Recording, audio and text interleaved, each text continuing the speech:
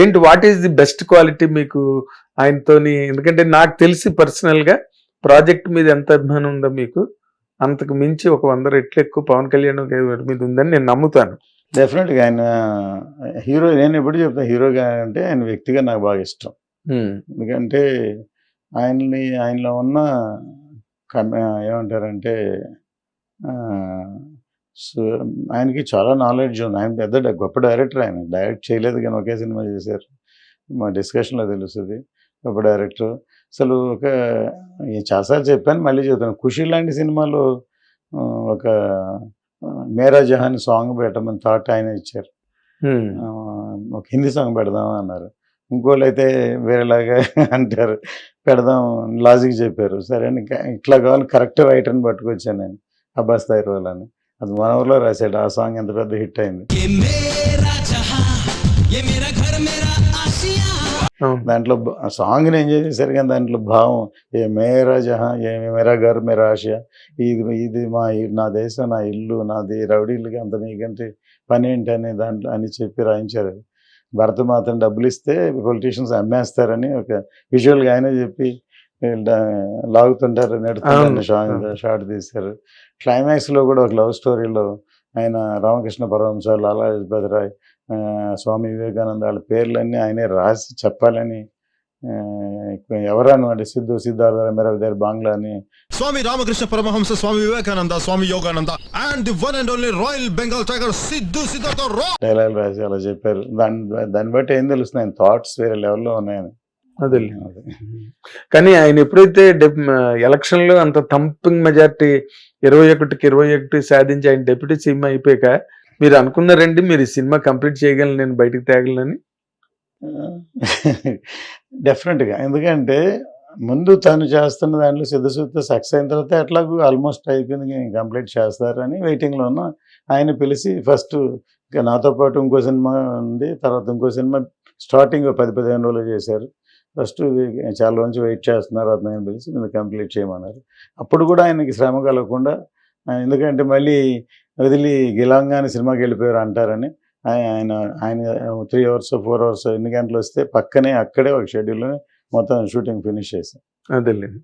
జ్యోతికృష్ణ అని డైరెక్టర్గా మీరు దీనికి మీరు అప్పచెప్పారా? తను పవన్ కళ్యాణ్ గారిని అడిగారా? పవన్ కళ్యాణ్ గారి యాక్సెప్టెన్స్ ఉన్నదా, లేకపోతే తప్పనిసరి పరిస్థితుల్లో జ్యోతికృష్ణ చేత చేయించారా సార్ సినిమా? కదా, అన్ని మీరు అడిగిన 2-3 అన్ని కలిసి ఉన్నాయి అందులోనే. ఒకటి బై నేచర్ తను ఎంటర్ అవ్వాల్సి వచ్చింది. తను వచ్చిన తర్వాత ఇది అంత ఈజీ కాదండి, ఇటువంటి సినిమాని హ్యాండిల్ చేయడం చాలా మెచ్యూరిటీ ఉండాలి. సోషల్ కాదు ఇది, ప్లస్ టెక్నికల్గా ఇప్పుడు నేను చెప్పినట్టు 3 అవర్స్ 4 అవర్స్లో ఆయన టైంతో పాటు 7-8 మంది ఆర్టిస్టుల కాంబినేషన్ తోటి ఫినిష్ చేయాలి. 5 కెమెరాలు పెట్టి చేయాలి. దానికి ఆ టైంకి వస్తే అందులో ఫస్ట్ టైం డిఫీట్ సినిమా అయిన తర్వాత ఫస్ట్ టైం కళ్యాణ్ గారిని డైరెక్ట్ చేయాలి. అసలు ఇంకోళ్ళైతే కదా భయం వేస్తుంది, షేక్ అయిపోతుంది. ఆయన ఉట్టి పవన్ కళ్యాణ్ ఉట్టి పవర్ స్టార్ కాదు, ఇప్పుడు deputy chief minister of state. So దాన్ని నిజంగా చెప్పాలంటే మొన్న ఆయన మెచ్చుకున్న ట్రైలర్ చూసి, ఎట్లా ఉన్న సినిమా ఏ స్టేజ్కి తీసుకొచ్చా, నువ్వు లేకపోతే ఇంత లెవెల్కి వచ్చేది కదా అని అప్రిషియేట్ చేశారు. ఆయన డైరెక్టర్ మైండ్ ఉన్న ఆయనే అలా అన్నారంటే మంచి కాంప్లిమెంట్ అండి. అంటే ఇప్పుడు క్రిష్ కదా ముందు ఈ కథను తయారు చేసింది, జ్యోతికృష్ణ వచ్చిన తర్వాత కథకి సంబంధించి తన ఐడియాలజీ ప్రకారం ఏమైనా మార్చడం జరిగిందా? అవునండి, డెఫినెట్గా. అసలు అంటే మొత్తం ఇంకా చాలా తీయాల్సి చాలా ఉండేది. ఇప్పుడు పార్ట్ 1 అవడంతో టోటల్ సెకండ్ హాఫ్ మొత్తం ట్రావెల్ మొత్తం మార్చేసాడు. తర్వాత బిగినింగ్ కూడా దానికి బిగినింగ్ నుంచి ఒక ప్లాన్ ఉండి ఇలా వెళ్ళాలని టోటల్ స్ట్రక్చరే మారిపోయింది. పార్ట్ 2 మరి ఎప్పుడు చేస్తారు సార్? డెఫినెట్గా అవుతుంది. ఎందుకంటే ఐ హోప్ ఎప్పుడైనా నమ్మకమే కదా, నమ్మకం అనేది మామిడి దీంట్లో డైలాగ్ కూడా పెట్టాడు. అంటే నమ్మకం ఏంటంటే ఇది డెఫినెట్గా సూపర్ హిట్ అవ్వాలి, అయితేనే కదా పార్ట్ 2 వాల్యూ అవుతుంది. అయిన తర్వాత డెఫినెట్గా చేస్తాం.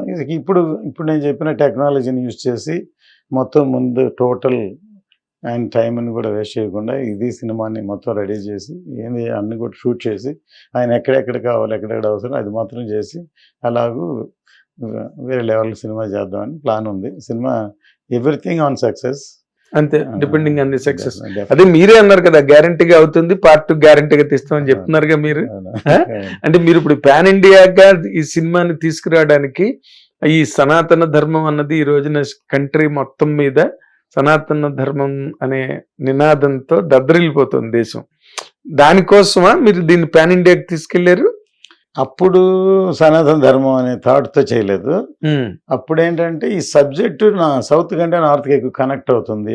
ఇది 17th century పీరియడ్ ఫిల్మ్ కదా, అవును, దాంట్లో క్యారెక్టర్ ఔరంగజేబు ఉన్నాడు కదా. అవును. సో అందువల్ల ఇది మామూలు సినిమా మార్కెట్, పెద్ద సినిమాలు, కమర్షియల్ సినిమాలు డబ్ చేస్తే ఇంకో హిందీలో బాగా బిజినెస్ అవుతాయని చేయలేదు ఈ సినిమాని. ఈ సబ్జెక్ట్కి నార్త్ ఇండియాకి మోర్ కనెక్ట్ అవుతుందని యూనివర్సల్ సబ్జెక్ట్ అని మేము పాన్ ఇండియా ఫిల్మ్ అనౌన్స్ చేసాం. సో ఈ సబ్జెక్ట్లో మన ధర్మాన్ని, సనాతన ధర్మాన్ని ఎలా చెప్పాలి అనేది నా సినిమాల్లోనే మామూలుగా రెగ్యులర్గా ఉంటుంది. ఆ థాట్ ఒకటి ఉంది. తోటి ఇప్పుడు కరెక్ట్గా కళ్యాణ్ గారు అనౌన్స్ చేయడం కూడా దీనికి సనాతన ధర్మం బాగా యాడ్ అయింది, అగ్నికి ఆజ్యం పోసినట్టు అయిందంటారా? అంటే ఇప్పుడు ఈ ఆంధీ అని అంటే హిందీ మాట ఆంధీ అంటే తుఫాన్ అదే మనం యాక్చువల్గా క్లైమాక్స్ అలాగే ఉంటుంది. సో దాంతో అది హిందీలో వచ్చాడు, ఆంధీ అని అనాల్సి వచ్చింది. అది కరెక్ట్గా సింక్ అయింది. కరెక్ట్, పర్ఫెక్ట్ గా సింక్ అయింది. మీ డైలాగ్ కూడా ఉంది కదా, ఆ డైలాగే ఆయన బేసిక్లీ ఔరంగజేబు కదా, ఆయన తెలుగు చెప్పడు కదా. అవును, ఆంధీ అర్థమయ్యేటట్టుగా ఆంధీ వచ్చేసింది అని వచ్చేసింది తెలుగున్న, ఆంధీ అనేది హిందీ మాట. హిందీలో చెప్పి ఆంధీ అక్కడ బాగా కనెక్ట్ అవుతుంది. అంటే నరేంద్ర మోడీ గారు అన్న తర్వాత మీరు కనెక్ట్ చేశారండి ఆంధీ అని? అదే చెప్తుంది, మన తుఫాన్ అనేది ఉంది, బట్ తుఫాన్ హిందీలో ఆంధీ కదా అంటాం. అది మీరు ముందే అనుకున్నది, అది అంటే థాట్. అది ఇప్పుడు ప్రాసెస్ లో ఆందోళన పెట్టారు అనమాట. నేను అంటున్న పాయింట్ అదే పాయింట్నే. మోడీ గారు అన్న తర్వాత మీరు దాన్ని అడాప్ట్ చేయాలి. తుఫాన్ అనేది ఉంది, మీరు సినిమా చూస్తే అర్థం అవుద్ది. ఓకే, ఉంది, మన ట్విస్టర్ లాగా తుఫాన్ వచ్చేసిందని అంట, కానీ హిందీలో ఆంధీ అని అంట, కాబట్టి ఇప్పుడు ఆంధీ కనెక్ట్ అయింది అంటున్నాను. అదేలేండి, అదే. తర్వాత ఇప్పుడు ఈ క్యారెక్టర్ ఏదో ఉన్న క్యారెక్టర్ ని వాడుతున్నారు, తెలియకండి. ఏమైందంటే హరిహర వీరమల్లు అని పేరు పెట్టగానే అప్పట్లో ఎవరు ఆలే ఎవరో రాశారని, హరిహర రాయలు, బుక్కరాయలు, అది విజయనగర సామ్రాజ్యం, అదేదో తీస్తున్నారు. అప్పుడు సానా అదెవరో ఆయన ఏదో పేరు రాశారు, యోధుడిది వక్రించి చేస్తున్నాను. వాళ్ళు అపో అదే కథ తెలియక అలాగ అనుకున్నా. అసలు దీంట్లో ఏమీ లేదు. దీంట్లో మాకు చైల్డ్హుడ్లో ఈ పేరు ఎందుకు పెట్టాము, హరిహర వీరమల్లు ఎందుకు పెట్టాల్సి వచ్చింది, డైరెక్ట్గా ఒక బిగినింగ్ ఎపిసోడ్ లో ఉంది.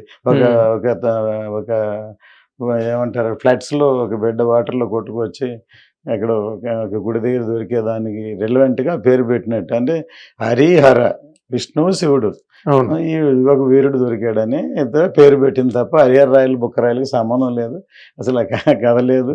అప్పుడు అది ఆయన చెప్పిన యోధుడి కథ కాదు, అసలు ఏం సంబంధం లేదు. అదే వాళ్ళకి తెలియకాలనుకున్నారు. అదే దీని మీద చాలా రచ్చ చేస్తాం మేము. అది ఒక విధంగా అదేంటో సినిమా చూస్తే వాళ్ళకి అర్థమవుతుంది, మన పబ్లిసిటీ అవుతుంది. అంటే ఇప్పుడు